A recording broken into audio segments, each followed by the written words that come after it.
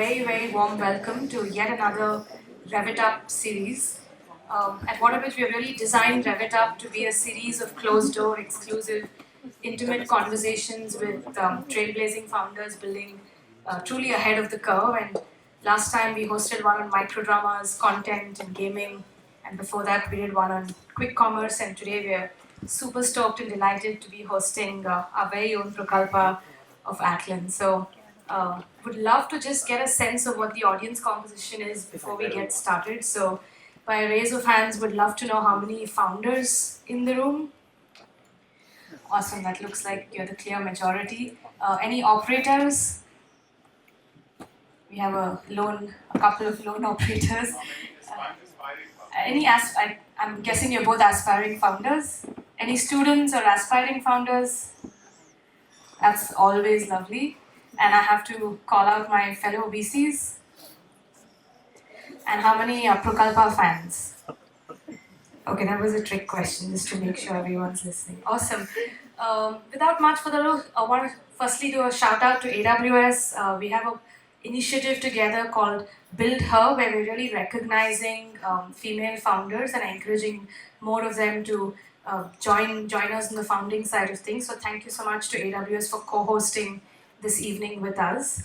And before I invite Manish and Prukalpa on stage, would love to just play a short AB that tells you a little bit more about what we do at WaterBridge Ventures. So Baba, up in the audio room, I'll hand it over to you. Thank you all once again. If you think about building generational outcomes, you can't have a wrong way of doing right things. And you have to get it right from day one. There's no way that you can't have radical self-belief and be fearless and ambitious and audacious if you have to build category-first companies. Look, let's not forget the protagonists. The protagonists are the founders, the founding team. These founders will scale across generational boundaries, both in the area of Indian entrepreneurs building for India and Bharat, as well as Indian product builders building for the world. पूरी mobility को solve करना पड़ेगा, public transport को. That's when we are going to be taking buses. It's not just an animal feed protein company that we are trying to build. It's an insect biotechnology company that we are trying to build. What Salesforce is for a sales team or GitHub is for an engineering team, we are that home for a data organization.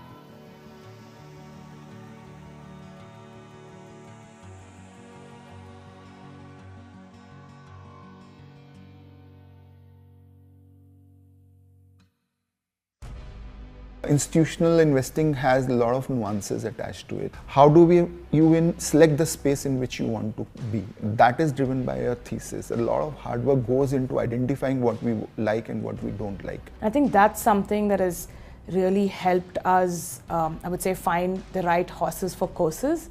Therefore, we've always had the ability to take some contrarian investment bets. They're founder first. So they'll bet on the founder, not the product or the market. It takes a lot of conviction to bet on founders because in the early stage, the market can be changed, the product can be changed, everything can be changed except the founders, right? Multiple times in my discussions with Manish, the first thing that he asks is, Angad, what do you want to do? Because at the end of the day, every founding team rightfully has strong passion to solve a problem. And if you aren't listening, you're not appreciative of that passion, you're not going to be able to identify the winners in your crystal ball. I think of them as long-term partners, as people who think growth, who think late stage, but they are able to customize that wisdom into what is required through early stage, early growth, right down to growth stage of the company. So our strategy really is to come in early, continue to follow on invest, but have and build a concentrated portfolio of 4 to 6 high conviction bets each year. That way, we believe that you can't really invest basis consensus building. It really has to be conviction led. I think we have studied very, very deeply. My CTO has stood on the bus stop for 2.5 years just to get the live tracking right. And people think, oh, live tracking तो easy है. चलो ने solve कर दी. नहीं, चलो ने 2.5 साल सड़क पे खड़े होके सॉल्व किए. It doesn't come overnight. Pivots are never easy because the entire business model changes, marketing becomes significant, logistics becomes very, very different. Question of, should City Mall directly acquire the end consumers and give it to the partners, or it should continue growing just through the community partners? And that is where, our discussion with WaterBridge, I clearly remember, was like a huge help during that process. One thing that's really helpful is that they have a consumer tech thesis, and the fact that they were willing to take bold bets. People were almost like, how would these guys grow? All the social platforms in this space are at hundreds of millions of users. These are guys who are just starting off. And now when we are number one in the country, they've still been our foremost backers. I believe that fearlessness should come from us first. So when we are fearless, we are able to spot fearless founders. Across a variety of sectors, from healthcare and global SaaS to mobility and consumer, each of our founders, I would say, are audacious in terms of just the innovativeness of the business models that they've chosen to build. And you will notice this pattern in our portfolio that we've chosen multiple category leaders. We are the pioneer company who has implemented National Common Mobility Card in this country. We're the top 5 leader in the Forrester Wave in our space. A City Mall micro entrepreneur has been able to increase their household income by almost 100%. We have around 2,500 plus factories. A good number of factories have consistent capacity utilization coming from business. We're operating in India, we're operating in the chaos of India, we're operating in this high growth phase of India. India has reached a stage where there is no aspect of life which is not touched by tech.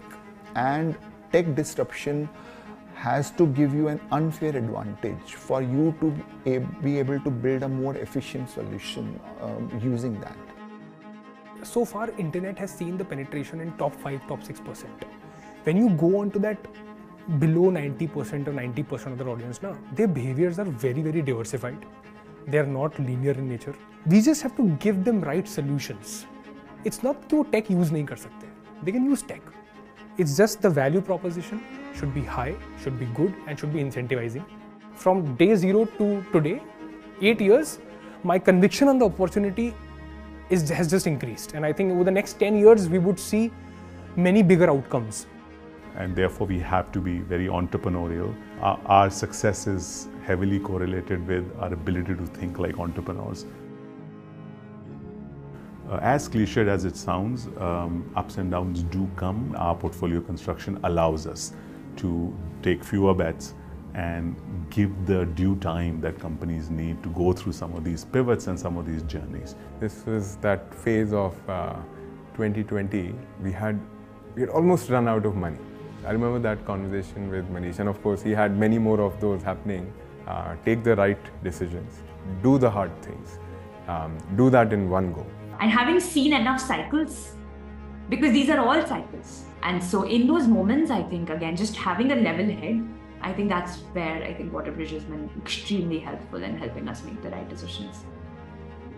We take a lot of pride in the fact that for every dollar that we have invested, $25 have been put in by external VCs. I think that gives incredible comfort to founders to know that there is depth in their cap tables. And that is where it gives a lot of confidence that yes, somebody is backing the business and not just the concept or the field or the sector that they are in. And that is where the business potential just gets reflected to whoever is looking at Loopworm's investor portfolio. When we came together as a firm, we thought that look, a very disciplined, fundamentals first driven approach can deliver a very distinctively different outcome. Whether you are good on your ESG practices, governance practices, whether it is economic outcomes, the type of business solutions that are getting built, the type of responsible corporate citizens that come out of this. And we have stayed true to that. The big dream for me is to build a generational VC firm that outlasts the three of us as partners and that creates and touches 1 billion lives by 2030. With every fund, with every investment in each one of those funds, we're putting one more brick and one more layer to achieve our long-term goal of building the best homegrown venture capital fund out of India.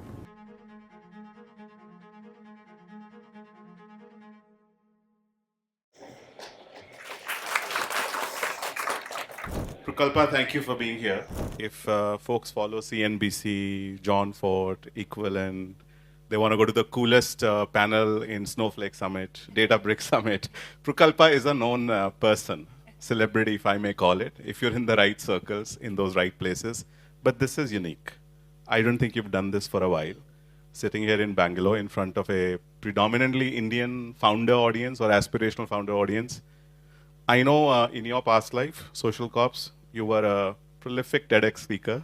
You've spoken on the stage in front of lots of big people, including the government, about how to solve problems in data management. But like I said, this is unique, so we're truly grateful that you made the time. You, of course, Prukalpa doesn't live here. She's based in the US.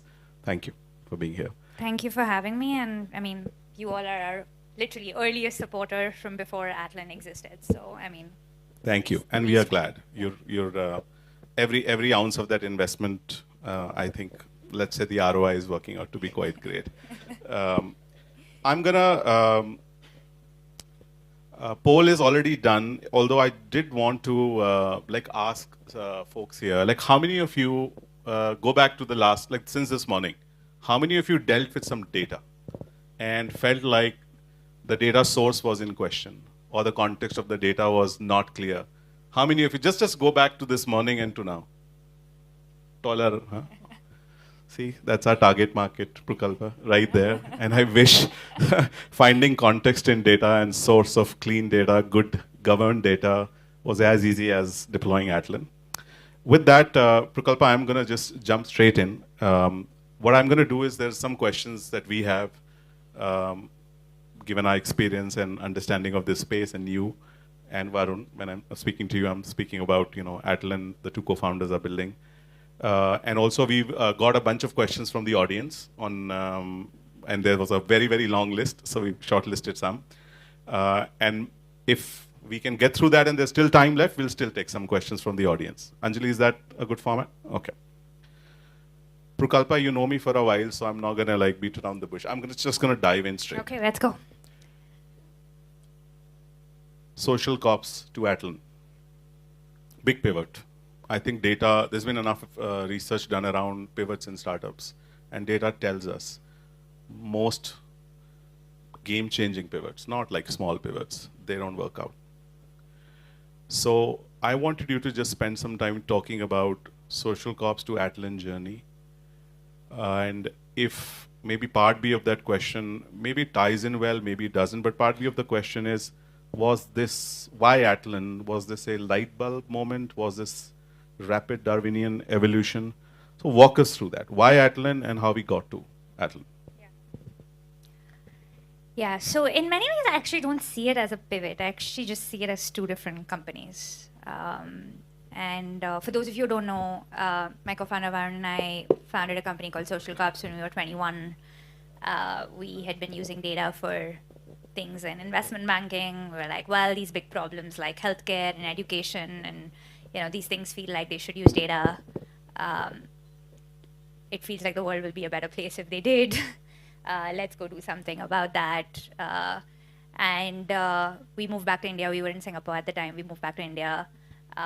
And we learned very quickly that the only way of solving these big problems was to go partner with agencies that had scale. And that tended to be, organizations like the UN or the World Bank or several large governments. And they did not have data teams or technology teams.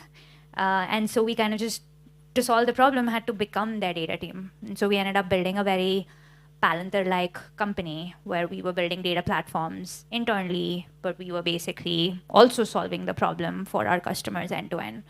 And when we started Social Corps, in our office, we had something called a dream wall. And the whole team, it's actually a tradition we've carried forward into Atlan. And in the dream wall, actually the team used to every year write up their dreams. And those dreams used to be things like, we want to go solve climate change and we want to drive national level policy. And every time those dreams came true, actually we moved it to the right. It was a ritual. And we were very fortunate in those 6 years or so. We had the ability to go from solving things for a few nonprofits to going and driving national level policy, and we were able to build like the national data platform of the country. And I think we could argue, you can argue that we had the impact on the lives of at least 100 million people, maybe 1 billion people in some way or form. And that was like just like just a journey that we're very fortunate to have. And in that journey, we learned everything that we learned about building and running data teams and how complex and chaotic they can get. And at the time, what you see today, the cloud was just taking off. Redshift was just launched, first cloud data warehouse in the world. Snowflake and Databricks maybe had 12 customers each at the time. We happened to be one of the early modern data teams at the time. And we had to build these tools for ourselves to make our team more effective. And that was kind of it. Like we were just like, that is all we wanted to do. 2018, 2019 came around, and a lot of those dreams had actually started coming true. And we were like, well, let's go back and redream. And we got to this point where we realized that we could go on and do what we were doing. We were scaling about 2-3x year on year. Actually for a company, like our profit margins were like 60% or something on a project because we had automated so much stuff internally. It was awesome, like not SaaS. But we were searching for impact. Like that was like the thing that we were like, that was our scale as founders. You build companies for very different reasons, I think, for Varun and me, but like our broader founding team as well. Like that was the search. And so we could continue to build sort of like 2-3x year on year. There's only one way you can build a McKinsey-like company. You scale 2 to 3x year on year, and they started in the 1930s, and you scale like that every year. And I think we were a little too impatient for that.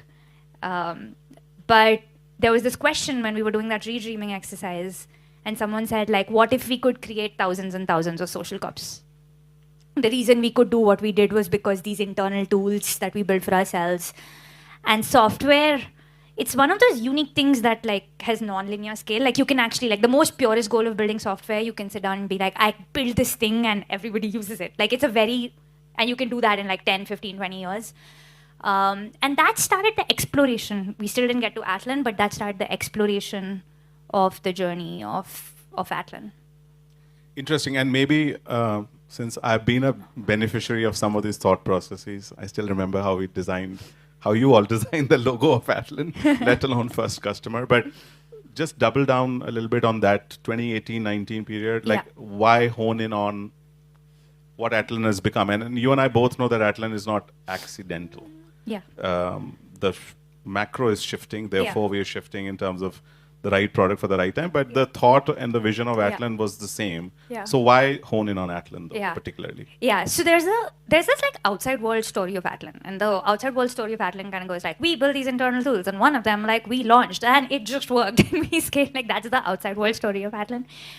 The inside world story was actually like a lot more messy because we had built we'd not just built one internal tool, we had built a lot of internal tools.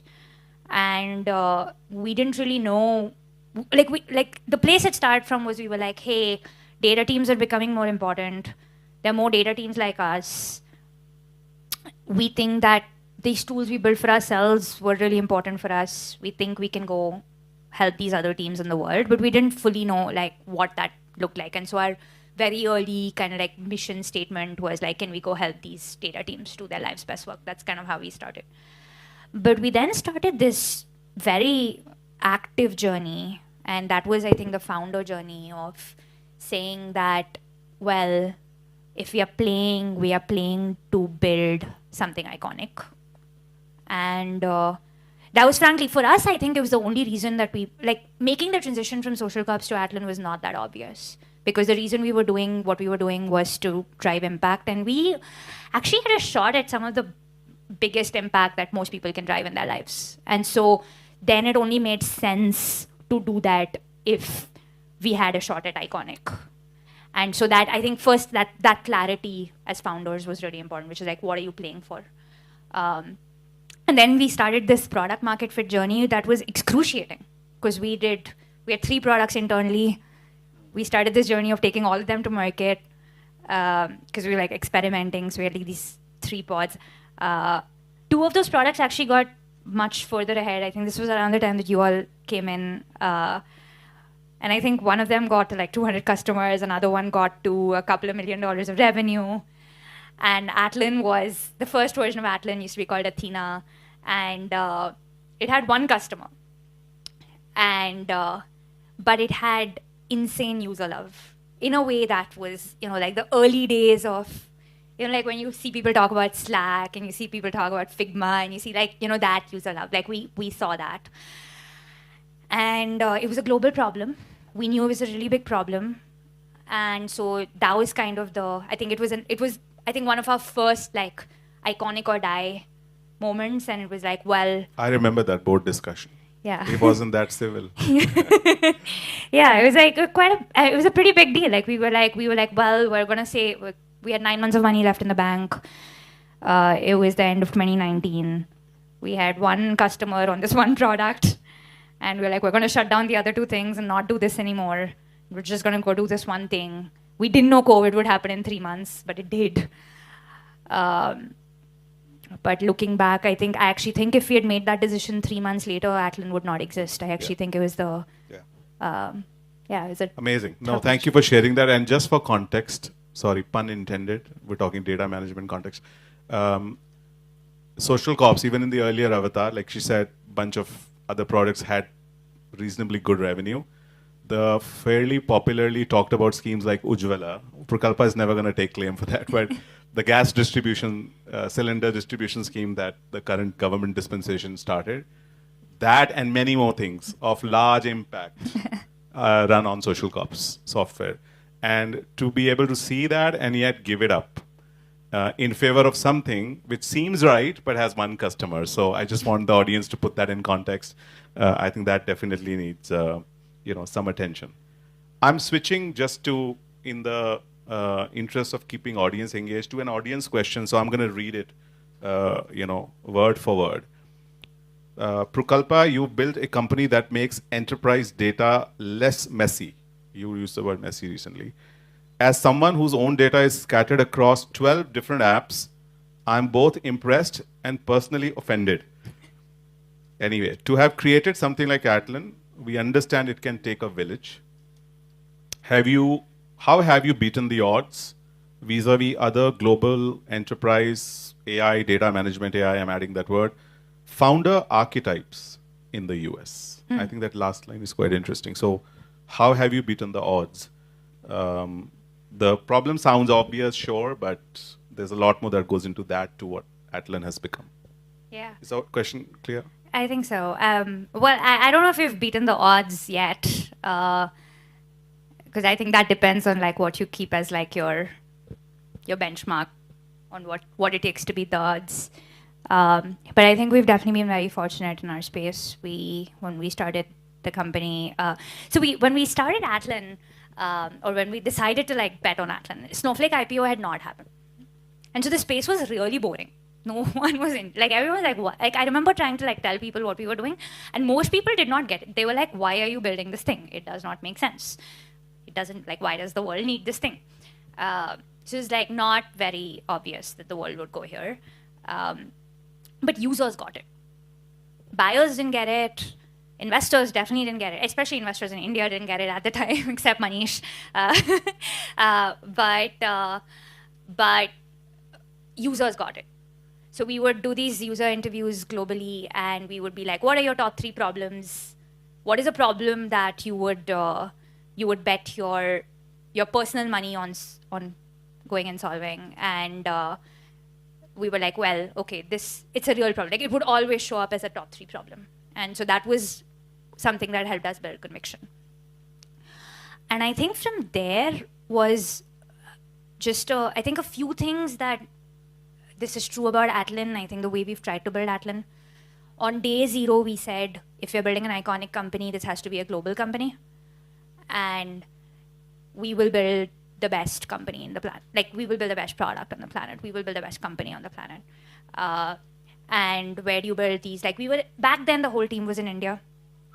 And we were like, well, which other company in the market has built something iconic? And every iconic company in the data space started in North America. Like, 70% of their customers are in North America. And we're like, well, if we have to build the best company, we have to have the best data teams on the planet using us. Like, that's how we get product feedback. Where are these teams? And so, like, actually, one of our most unconventional decisions was our first 10 customers.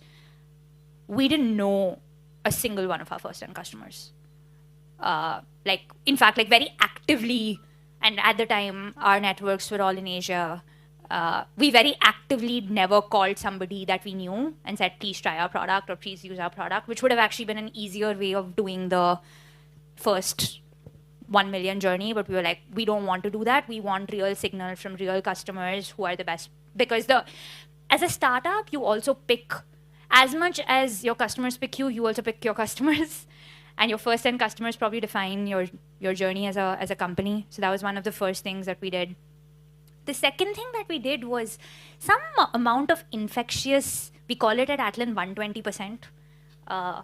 And it is this idea that just because you've never done it before, it doesn't mean that it is an excuse to not be the best on the planet at doing it. And I see some Atlanians and alums and like nodding as I say that. But we had this, like, you have to build like, if you want to build on the global scale, you have to build the best product. You might never have done it before.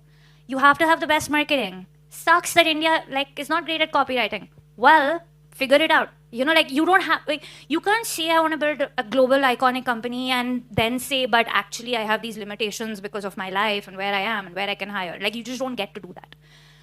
And I think somehow just like believing that about yourself and setting yourself to high standards. Our website team, I remember our website team, when we started building our website, first website, 4 people, 50% of them never built a website before. And I was like, they were like interns or something.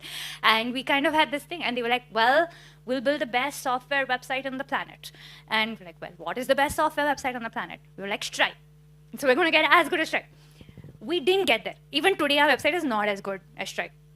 But it was better than 95% of companies our size and scale. And if you just continue to do that and hold yourself to that bar, then I think you over time build a company that compounds. And so I don't think there was any one thing. It was just, yeah. Aim high and compounding is the word that I had in mind also. That's quite interesting. I just want to push that question a little bit further and make it also more generic, just for the purpose of benefiting the audience. Think beyond, of course, your patterns are your patterns, and we are the form factor of what we have gone through as individuals, professionals, and so on. But still, if you were to extrapolate the question and problem, you think there are unique advantages, and be fair and honest if you think actually there are more disadvantages than advantages to be an Indian founding team, Indian diaspora founding team in today's day and age. So we, to keep that in context. Are there advantages that help Indian diaspora founders build global companies in spaces like these? I'm just narrowing the problem. The space could be enterprise AI, the space could be enterprise software with, AI native or not, but in that space. Do we have advantages, or are the odds stacked up against us? Yeah. I think the odds are stacked up against us. First, we should just accept that. The reality of a founder in the Bay Area today is that they have 5 friends who will use their product and give them feedback. They probably went to school in the US, which means it's easier for them to hire salespeople. These are all, we should just accept that. If you're building, actually that's not, if you're building a company that serves a global market in software, and if you're building a software company, the largest market tends to be North America. So if that's the case, yes. If you're building a company that is focused on Asia, actually the opposite is true. I think the odds are actually stacked up against a founder in the Bay Area trying to build a company in India, right? I think that's just true. So it just depends on what market you're in. I think if you're building in AI today, or at least enterprise AI today, there's just the place the market is, I think the odds are stacked up against a founder in India today. So fair, and I agree with you wholeheartedly, but I wanted to hear it from you. How do we beat those odds?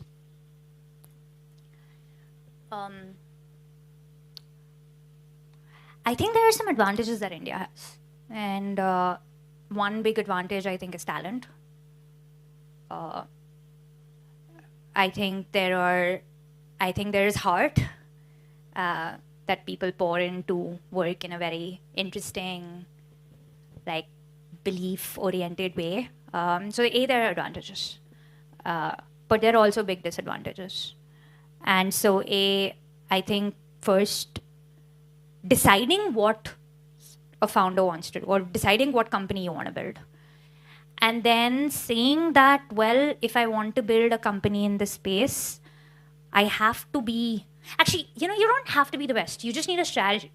Like, a strategy could be, hey, I'm going to build a product that is with a cost structure that has the lowest cost. It's like, I'm just going to build the lowest cost alternative to anything that exists in the market. Or I am going to have amazing service. Actually, AI is a great space for forward deployed engineering. Nothing in applied AI is ever going to work without forward deployed engineering, which is basically services. Most applied AI companies are services companies today, right? India is no one can do services like India. Like, there's literally no other country in the world.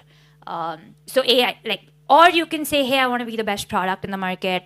Whatever that strategy is, which I think you as a founding team need to figure out for yourself. I think once you do that, then you commit. And you say that I am going to figure out how to be the best in the world at that thing. And I don't know if there's any other way of doing it. So interesting. So in some ways, especially AI levels that playing field, especially if we're not talking about writing LLMs and so on. But on the other hand, there are some structural disadvantages. But your point is quite interesting that if it's about building the best product, I think the odds are a little bit tougher. Yes. But if it's more services, human in the loop, other than, I don't know what, $600 billion IT services revenue that we generate from here and $1 trillion plus market cap, plus GitHub communities, plus. I mean, look, we got those tailwinds also. So it depends. Quite interesting. I'm, like I had promised, I'll keep switching the gears so that it doesn't become drab for anyone. And I wanted to just add a footnote first that, of course, I've known you for, 7 years. By the way, I chased her and Varun for 6 months before they accepted our capital. Let me be clear if somebody doesn't know that. They have been very, very selective about all important stakeholders, board, shareholders, partners, software collaboration, so on and so forth. Customers, she mentioned that. They picked their customers rather than the other way around. Known you long enough to have been in all kinds of situations, contentious, non-contentious, group, individual. I've absolutely stalked you on LinkedIn also because I'm always learning on how you manage that so well. I had to use this pun to say that, I will ask questions about your metadata, your personality. So it's going to maybe be a shift in the emotions of the question. Okay. If you indulge me, I'll go ahead. A similar, this is, I'd say, our words, WaterBridge words, but similar questions came in through the audience also. A profound story or personal moment leading to some big transformative thing in you. And you can put the lens of like being a leader or risk-taking ability. And you can go back to day zero, social cops, and several years later now. Is there a big personal transformative story or a moment that you can walk us through? So many. I feel like you go through some version of this pick two. Every 3 months. I'll probably pick two. One of them was very early in my life, actually building social cops. The thing about startups that people don't... If you are generally a high-functioning person in life, like most of us, especially in India, like most of us, tend to be like, hey, you go study. If you study and you work hard, mostly you will end up doing reasonably well, right? Like there's most other things in the world, the input-output equation is pretty correlated. We are We're also the better gene pool, but it's okay. It's a all Indian audience. What can I say? I'm not going to go into caste system now. But most things in life outside of product market fit are the input output equation is pretty correlated. And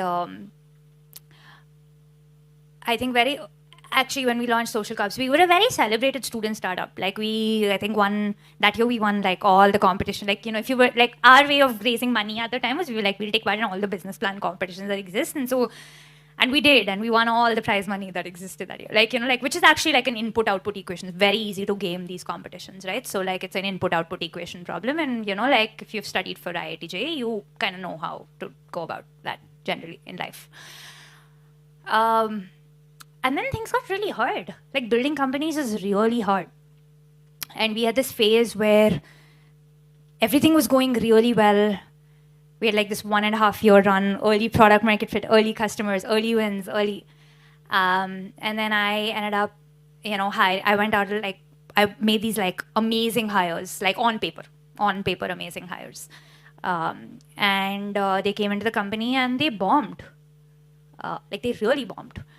And at the time I was, 22, 23. I had never managed people. These were people that were much older than me at the time. On paper looked like they were great. And I was like, wow, like I'm doing something wrong. Like it's me, it's not them, it's me. You know, you go through your first set of fires and I think it also makes you question yourself. And I think that was a moment in my time when I really, like, I had this 6-month phase where for about 3 months, it was really hard to wake up in the morning and go to work. Which was really hard for me because I've never been that person. Like I wake up, like, you know, I've always wanted to wake up and do this thing. And so there was a lot of self-questioning, self-doubt. I had this 3-month period. I don't think you know this, but like there was a 3-month period where I refused to make a call on a candidate because I took it very personally. Like I was like, it's me, I messed up.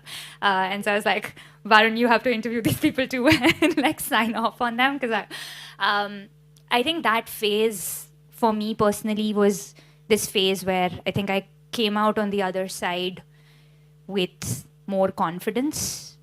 And it took a long time to build that confidence back. I think that probably was a transformative, very, very early transformative. And in many ways, like it, you know, things take longer than you ever expected to. Learning to, you know, not go through the hype cycles in the external world and build for the right things. I think that was a very transformative 1 year for me personally. Interesting. So personal co-founder company hype, emotional hype cycles can also be at odds with macro hype cycles. Interesting. Other than the whole rebooting and going through this self-doubt and confidence. Very interesting. Another one you said you'll quote is 1 or 2, maybe anything else that comes in the last 3, 4, 5 years? I think in the last 3, I mean, 4, because before you say anything, yeah. look, let's not forget, in anything iconic you do, you have to punch above your weight. And Prukalpa, when Atlan was, I think, named in the Magic Quadrant in Gartner for the first time, come on, I mean, we, like, up there in one dot Atlan, small dot because our revenue was smaller then, but it was bigger up now. there. We have a bigger dot And this Forrester, we got into, you know, again, data governance very early, active metadata before it was cool to talk about active. So you have, as a company, learned to punch above your weight. Personally, as a leader, as a company builder, anything else that comes to mind in the last 3 or 4 years? Yeah. Because I'm sure all these audience will get to the point that Prukalpa was at in like 3, 4 years ago. We need those lessons too. Yeah. Yeah. I think the one in the most recent times has definitely been this coming of your own of what kind of company you want to build and being really unapologetic about what kind of company you want to build. This happened about a year ago where it had someone who basically came to me and was like, yeah, well, of course no one's going to tell you the truth. I was like, what? What do you mean? Like, no one's gonna tell you the truth. It's okay, it's not personal, it's just your job. And like we were big enough that I was like, no, I think people at Atlan tell me the truth. What do you mean? This is my team. Like, like, And why can would I they not? interrupt for context? I'm really taking you back 7 years when we first invested in social corps. I learned in the first month that every MIS, every investor communication, everything was shared with everybody. The Saibdullah job, your office, Yeah. 60 people, 70 Yeah, people. yeah. And I was like, first livid, then confused. So this is a company where transparency as a value was up there. And now Yeah. somebody comes to you a few years later, Yeah. says that nobody will tell you the truth. Yeah. So I was like, what? Like, and she was like, yeah, that would have happened when you were a small company, like now you're a bigger company. Like, and I was like, I actually went through this like 1 quarter of questioning. I was like, wow, like, well, I guess, I mean, are you telling me the truth in this conversation? Like, I was like, literally, after every like conversation, I would be like, is this the truth? And through that quarter, Varun and I got to this point where we were like, you know what? Maybe that is true for like 99% of the companies that exist on the planet, but that's just not the kind of company we want to build. And we get to decide what kind of company we want to build. And, if you think about in the broader planet, like how big is Atlan going to be? Like we're going to be like, 5,000 people in the next couple of years? Like how big will it be? Can we not find 5,000 people and like 7 billion people who like actually care about their work and actually want to do the right thing? Like and actually want to, like, is it, yeah, well, it'll be hard. It'll be really hard. But is it impossible? I don't think so. And then we wrote this leadership handbook, which is like 70 pages now. And it literally starts with saying that, culture comes from the word cult. This is controversial, by the way. There are like 2 different versions if you go perplexity it. But like, it's the reality is that, they're unique. They're fundamentally unique. Like if you see, Facebook actually has this saying where Facebook says, we move fast and break things. That's Facebook's culture. Spotify, on the other hand, says talk is cheap, which basically means it's easier to talk about something than build something. So we talk a lot before we build something. Both are great companies. Both build pretty good software, but they're just different. And someone who's good at who self-selects into one tribe is unlikely to self-select into the other tribe. Great cultures always stay meaningfully differentiated from the mean. Like, gravity forces you to regress to the mean, and great cultures actually don't. You fight regressing to the mean. And that means being very unapologetic about who you are and agreeing that there is a whole subset of population that would not be okay for. And that's okay as long as the tribe self-selects into it. And you just need that tribe to self-select into it. And so I think that has probably been in the last year and a half, just being very unapologetic about who we are as a company. And what you're trying to build. Very interesting. And I think you've answered part of the next audience question I was going to ask. But just for context, the other part you have not, and I'll bring it up. I was going to ask, how do you scale cultures? Because regression to the mean of the culture, I completely get it and agree with you. But the mean also, it's a sort of a moving goalpost. Yeah. Look at the macro that your industry is going through. The little piece that I want to add to the question as you think through scaling culture is, in today's day and age for a company like yours, how do you really hire and retain AI native thinking and talent? Because that wasn't happening a year, 2 years ago. Yeah. So I think first, it's important to figure out what AI native is. What does it mean to be AI native? We launched this thing to be AI native about a year ago. The way we define it is that there's a difference between being AI curious and AI native. And being AI native means that you fundamentally reimagine everything, assuming AI exists. Versus I actually think what most people in the world are doing is saying, I do this thing this way, I'm going to use AI to make it better. Which is why you kind of hear these like really sad stats, like people save 15 minutes a day on productivity because of AI. And so I think first just defining what AI native is and what AI native means. Second, then defining what does it take to be successful in AI native world. And it's really interesting, when we did this exercise, we realized that it actually didn't come down to technical skills as much as it just came down to some values, like core values of how people operate. So, for example, there's this great book called The Growth Mindset, and I think it breaks down a lot of core principles like approaching a problem with a beginner's mind and staying curious and having humility. We found patience was a really interesting value, like of, like most people give up in, 2 prompts, and the people who are like actually really good are ones who go on for longer. Intensity matters. I think the reality, if anyone who does not accept the fact that if you work in technology right now, this is the most change that anyone in technology has ever seen in their lives. And there is a 20-year-old somewhere who is actually better than you and moving faster than you and working, way harder than you. If you don't accept that, then you are likely to become obsolete in the next, well, we can argue on the timeline, but it depends on, you are likely to become obsolete. I know this is it's a very controversial thing to say, but, I don't think it needs sugarcoat. This doesn't mean that experience doesn't matter. This doesn't mean that, but it does mean that the world changed. And there is a set of people who, you just have to first accept that the world changed, and then you have to say, well, how do I become, actually, a lot of those things from the core thing to make an agent work is domain expertise. If you learn how to do that really well, you're probably going to be 10x more effective than others. But you have to accept it, and then you have to learn that you have to work really hard to make the new thing happen. And so I think those things matter. We found, first, just making that clear. Our culture interview, surprisingly, now has turned into an AI native culture interview. It's not that different. Interviews are always very tough. Our interviews are... A lot of my friends have complained. And none of the board references help. I have been told. We recently started a bar raiser program built on the Amazon way. Those kinds of things help. With AI, I think showing works better than telling. So we do a lot of show. So we'll be like, hey, why don't you in the middle of this thing that we're working together, open up AI and let's work together with AI.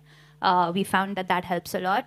So it's been, we've kind of tried to redo, we have something called a case challenge, and in that we actually now explicitly write that we expect you to work with AI to solve this problem, which has helped because there would then we make our expectation clear, and then people, you let them select the tool they want, or is there judgment there too?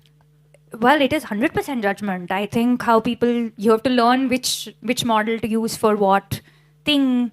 That's actually it actually makes a difference. So yeah, we open it up to people on how they approach the problem. Quite incredible. You could write a book on this and it'll be a bestseller, I'm telling you.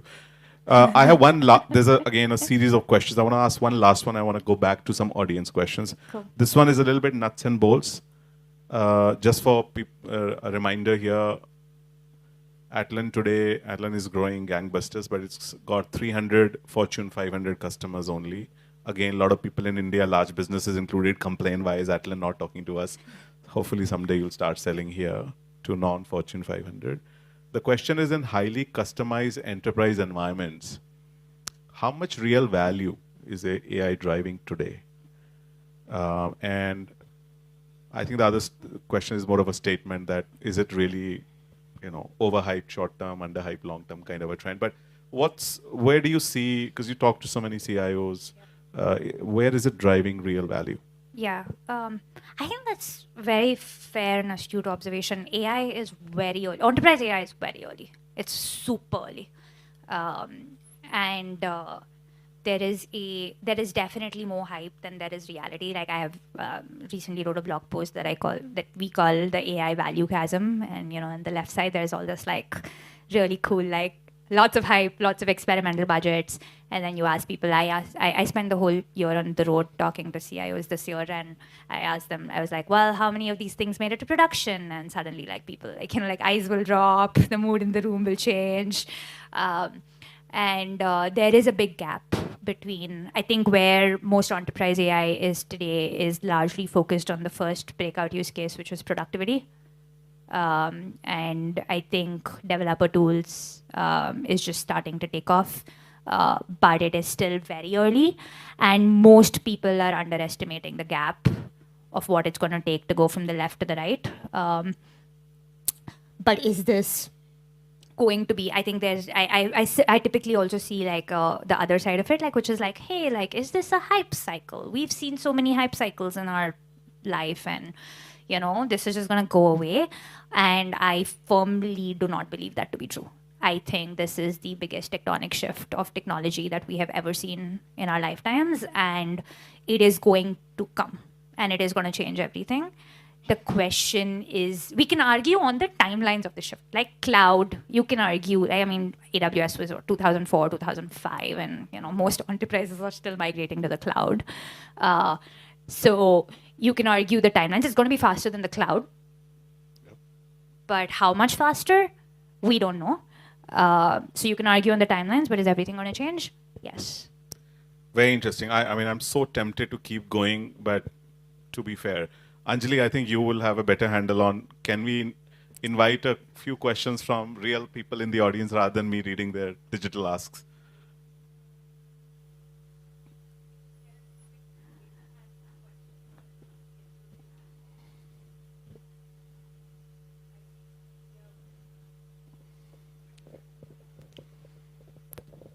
She's also a WaterBridge portfolio founder, so I think she may be extra nice to you, or maybe not. The opposite, I don't know. Hello. Yeah. Prukalpa, hi. That was a very insightful conversation, and thank you for being so transparent with your journey. So my question to you was, is that you were building a company from India, but also wanted to penetrate into the US market. So what was the early GTM strategy that you adopted? Was it that you were leveraging maybe investors, maybe your network, some connections? So any learnings from that whole experience? Yeah, so many. So I think some context here I think helps. When Atlan started its early go-to-market journey, we were in the thick of COVID. So most of the team at the time was in India, but we actually hired our first salesperson in the US. So we were very clear that we were building a global company from day zero. In fact, at Atlan, you will see this. We never say we are an Indian company. It is a banned word in the company. We are a global company. We have teams across 20 countries at this point. We want all of these people to feel like Atlan is theirs, right? All of these, like every Atlanian, Atlan is theirs, right? And so we're very careful about the way we think about regions and the way we talk about these things.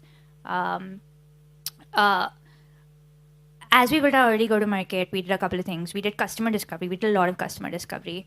We're a horizontal platform, so it's actually very hard to get repeatability. We can sell to like a large financial services firm. We can sell to a startup. And go-to-market is all about building repeatability. And how do you get to like the same thing again and again? So we ran a customer discovery process that was extremely data-driven. We had like this big spreadsheet, and it was, they say you will need 6 interviews for every ICP that you're trying to validate. There's a great book called Disciplined Entrepreneurship for the founders in the room. I would highly recommend it. And we basically like just went validating segment by segment. And we figured what our first ICP should look like. That was completely outbound. Like I said, we did not leverage any connection. And that was by design, and it was by design harder. It was by design because we, on our part at the time, most of our network was in Asia. And we very clearly did not want to build a company that was centered around Asia. And this is actually, I think I've single-handedly convinced over 100 founders about this as like go-to-market. Because your first 10 customers define your company. Like it's not like they will basically define the kind of product you build. And so it's really important to pick your first 10 customers to the market that will be futuristic or the right market for you. And so that was our first thing. Then we did a couple of different, there's another great book called Traction. So ideally, once you find your product market fit, you want to find one channel, one go-to-market channel that works. We ran channel experiments. We did outbound, we did ads, we did a couple of things. In fact, in our case, actually, inbound became our channel. So we built, and so we just did that. And we just focused on that one channel for 12 months with a very small team, sales team. And all we did was iterate and get to, I think, our first 50, 60 customers in that journey. So that's how we looked at our early go-to-market journey. But it did mean investing in certain things, like looking and feeling like a global company. That was important. The way you ran your product, the way you ran a proof of value process, the way, like, all of those things were things that we tried to do in a way that was truly global. Our product team, I think, like, really, like, we have a phenomenal team, and they really, like, pushed the boundary of just showing up like you were a global best-in-class company. And again, you've not mentioned it, but look, first 10 customers are very important, she said, especially in this world where it's a horizontal infra kind of play. Founder evangelism, both Varun and Prukalpa did spend, I don't know, 22 hours, days selling, reselling, learning. I have seen some of those data dashboards and Excel sheets on how much outreach you had, but very natively yours. I agree with you. Even the board felt, by the way, that why aren't our references being used? But there was a lot of low-hanging fruit they gave up because it didn't make sense for the company.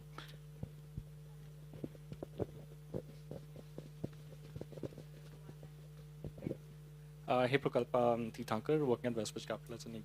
So my question is, today if you look at your website, the biggest proponents of the Atlan as a product are some of the users, not the buyers, effectively the data teams. And so could you talk to me about, like, what are some of the initial frameworks or initiatives that you undertook to get to that kind of user love, like maybe even prior to the Gartner Magic Quadrant? Maybe, like, how much did you bribe them?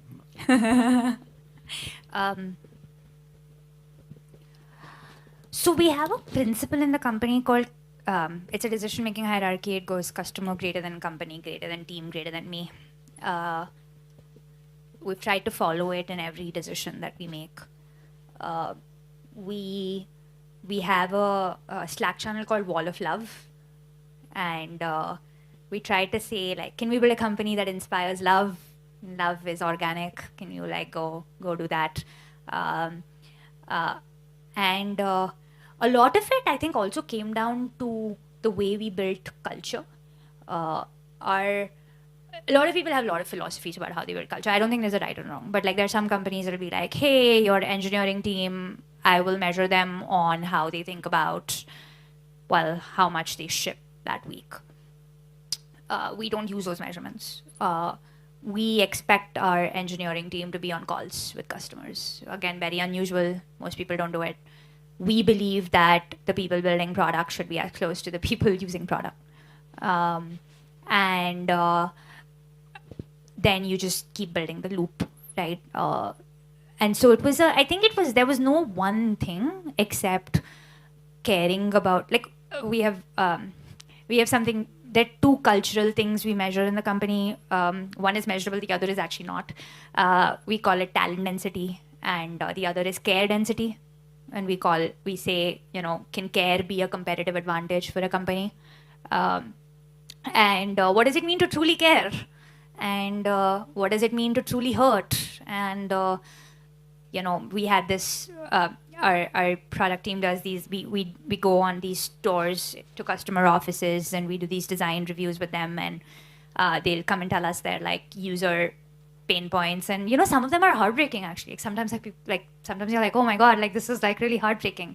But then we share it. And actually now we have an anti-Wall of Love on Slack channel. So every time there's, like, a moment where we feel like we broke trust, or we didn't deliver the love that we wanted to create, we share that. And sometimes we will change product from it. There was actually a quarter where we just stopped building anything in product, and we just went and fixed all these things, these small things that we thought needed to be fixed for user experience. So there's no one thing except just, I think, caring about your users and hoping that you will do the best by them. I've been investing for some time, little bit of time, and it's the only company in my literally 24-year investing history that every board deck starts with an emotional map of where the founders and the top team wants to be. And everything emanates from that. As cheesy as it may sound, as unrelatable and subjective, it's just become like gold standard. It's just helped find alignment even at that kind of structure. So, and there are many, many small things Yeah. that happen every day.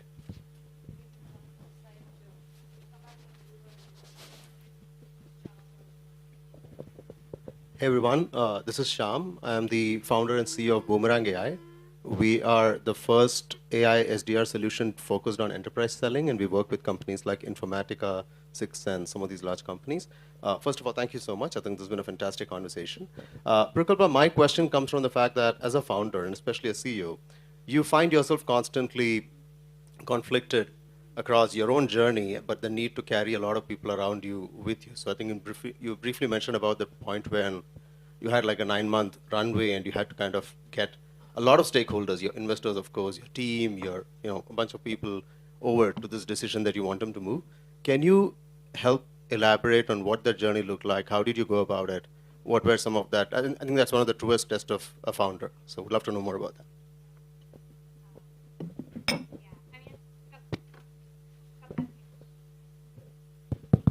Hello? All right, good. Couple of things. I think I've been very fortunate. My co-founder and I we fight about a lot of things, but we don't fight about the important things, which has been really cool. And I'm very very fortunate to have that. And we both equally share both the highs and the lows and the burdens of building the company. So I think that's been huge.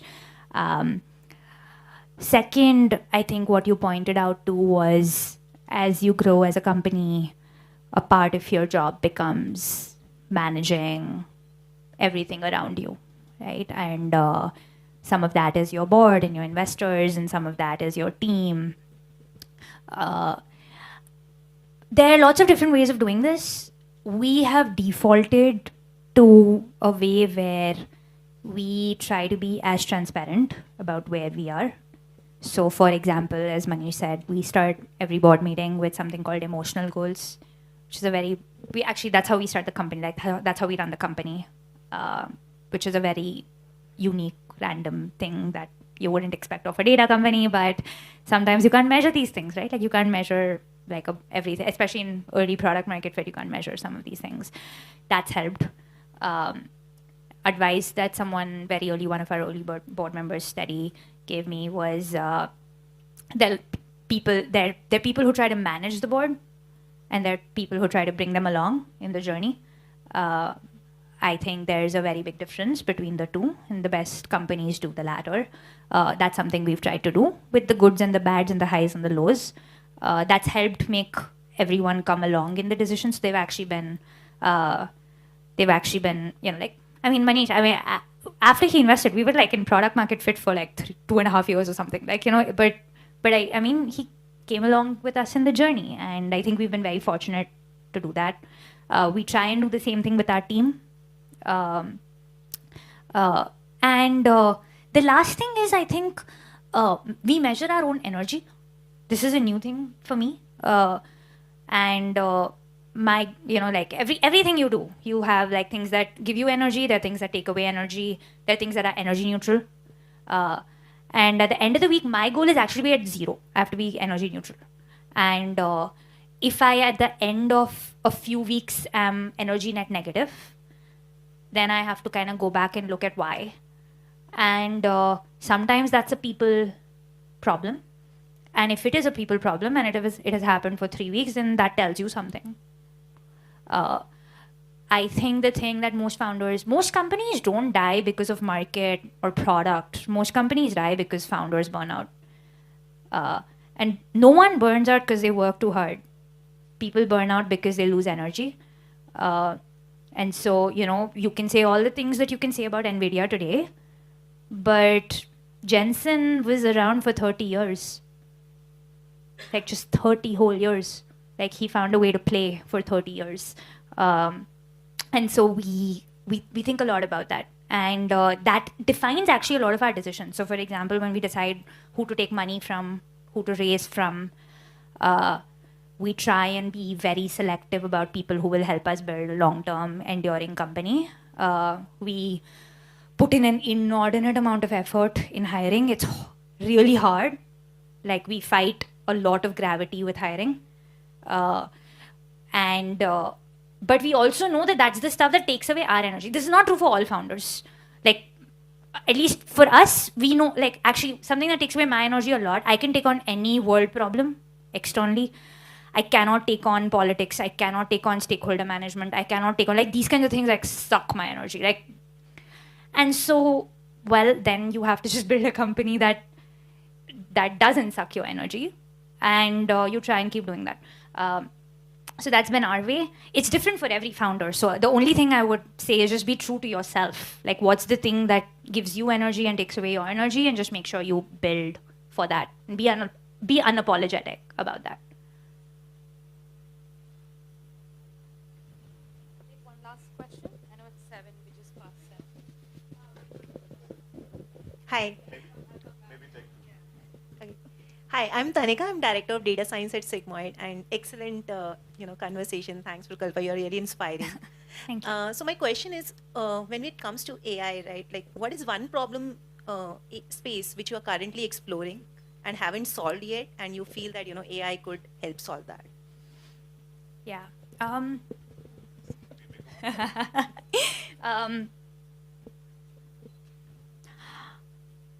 I mean, I'll talk about this from the Atlan perspective, and then I'll talk about this from the world perspective. I think from the Atlan perspective, we started as a company that was building the context layer for data. And we have increasingly realized that there's a really big context problem in AI. So everything about AI, like that journey that we just talked about of taking things from the left to the right, it's all about grounding AI in context. It's everywhere, like model context protocol, context windows, like it's all about context. And we are spending a lot of time thinking about, like, what does the context layer for AI look like? And how do you build and ground AI in stuff that actually can go into production? So that's something we are super excited about, and we think it can be a very foundational thing in the future AI tech stack. I think in the broader AI world, I would say there's a lot of opportunity in applied AI currently. There's a lot of problems left to be solved, and they're all deep problems. They're all very deep. Like, the more you go into these things, like, I'll give you an example. We will probably do something around AI data team roles. Right? Like, we actually updated our mission. Our mission used to be to help the humans of data do their lives' best work. Now we say help the humans of data and their AI do their lives' best work. And so if you reimagine an org chart and you say, hey, these are the things that humans will do, but then here's the thing that an AI would do, and an AI would maybe go do an RCA of a data pipeline themselves, or maybe they'll write a pipeline themselves, or maybe they'll run an analysis themselves, or so on. And so if you reimagine that world and say, hey, what do these agents look like in the future world? We recently launched a marketplace we have all the context. So we have partners building these specific autonomous agents on our platform. But each of those problems are very deep. Like, there's a superficial way of doing it, and when you go really deep into taking the stuff into production, the applied AI problems are super deep. And I think there's a lot of opportunity to reimagine data for sure, but also reimagine most other things in the world. I'll add my favorite to our second part, machine psychology. There's tons to happen there. Human psychology will be taken over by that. Interesting area. Should we take one last question? Yeah.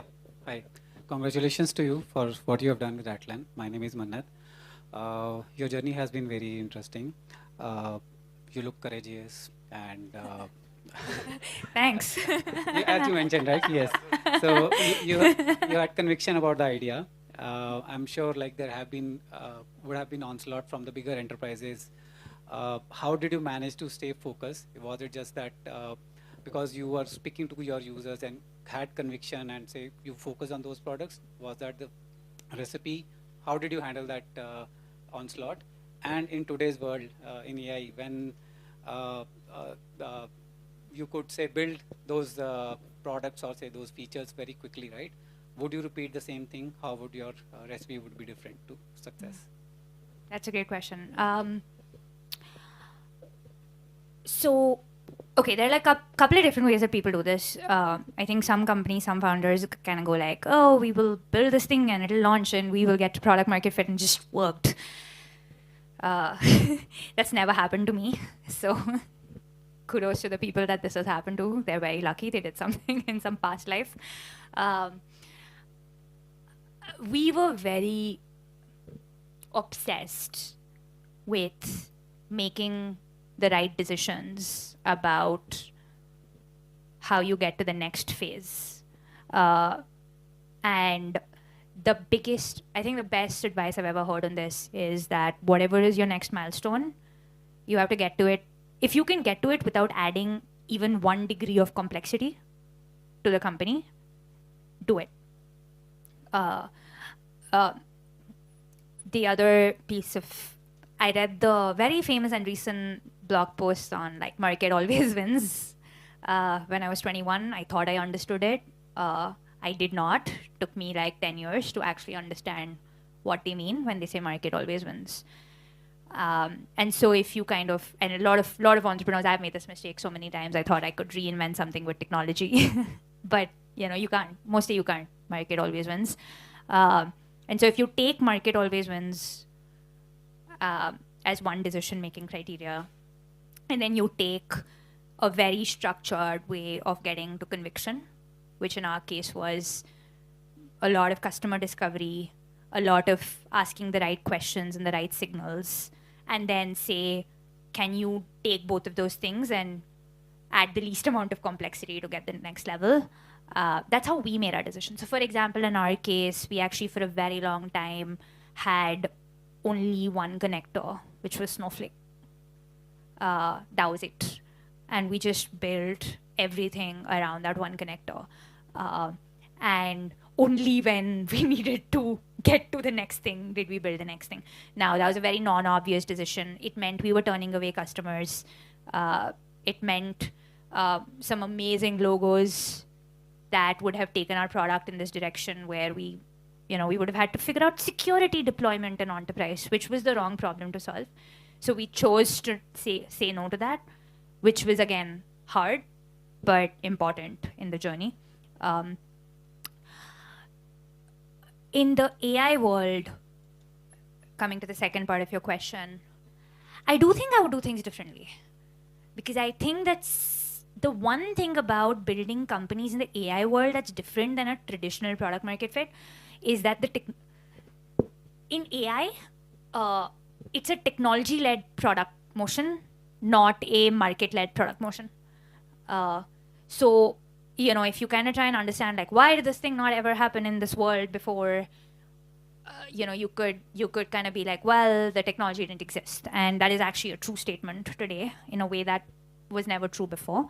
I think in the AI world, I don't think you can see very clearly. I think anyone who says that they can see 3 or 5 years into the future is either, they're either delusional or they are lying.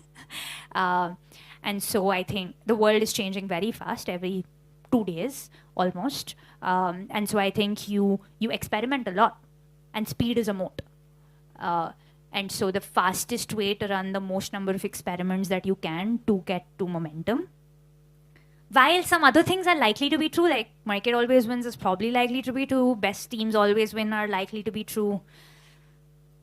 But I don't know if many of the other things about product market fit continue to be true. I hope that helps. Shall we end at that profound statement, or do you want to take one last? You have 2 minutes. We can. Sure, I can keep going. Yeah. We've got captured here.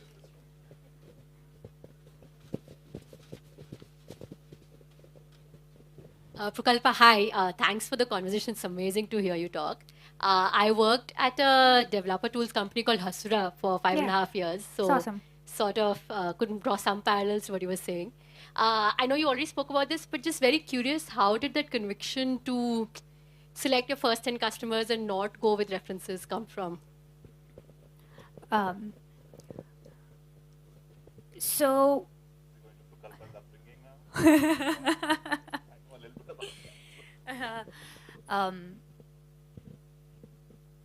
Well, honestly, I think it just came from this thing that we want to build iconic or die.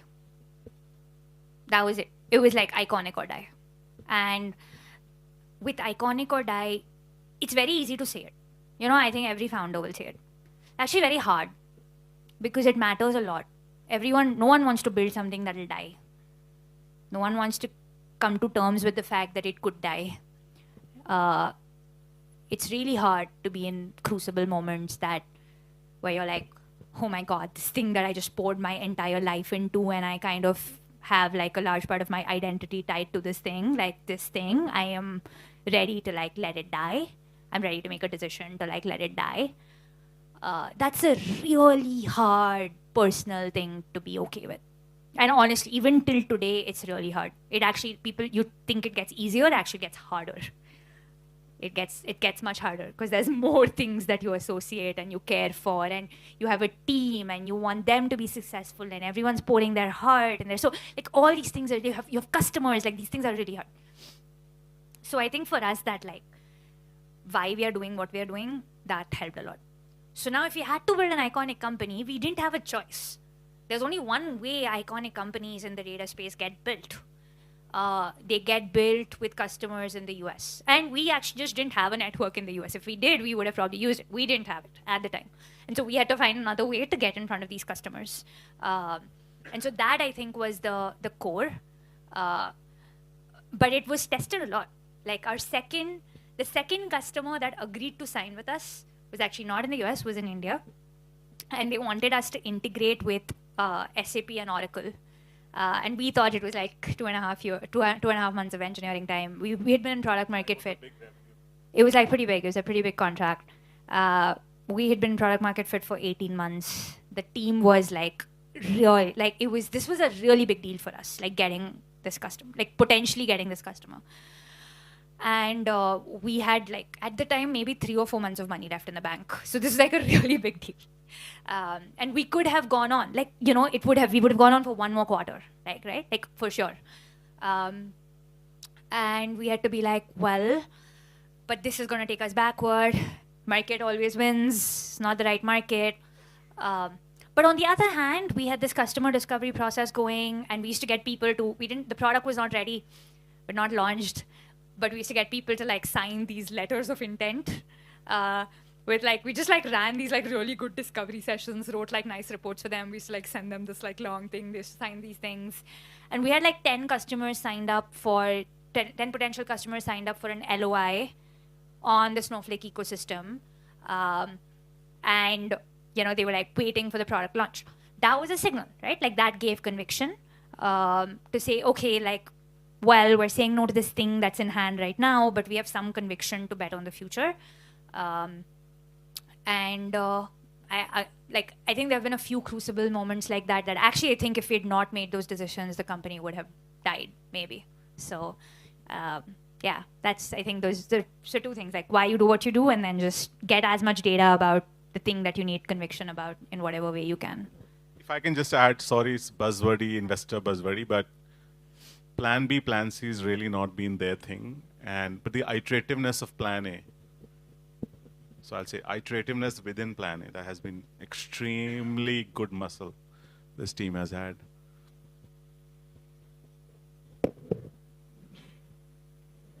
Okay, I think we should. Okay. Thank you. Thank you. Thanks, everyone. And we're hiring, so if you know any awesome people, Atlan.com. Awesome people who want to go through the grind. Yeah, it'll be intense.